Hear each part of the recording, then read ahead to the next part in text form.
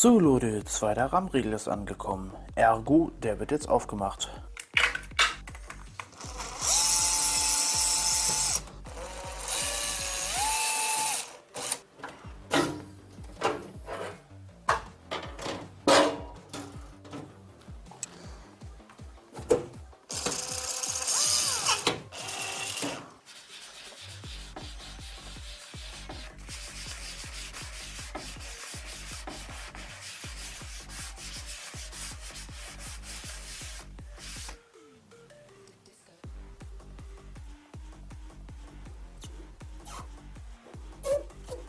So, dann schauen wir mal, ob das soweit funktioniert. So, hatte zwar gerade noch ein paar Problemchen, weil er das nicht ganz erkannt hat. Anscheinend war der Riegel nicht richtig drin, aber wie man jetzt sehen kann, da oben steht, da, intelligenter RAM, 16 GB.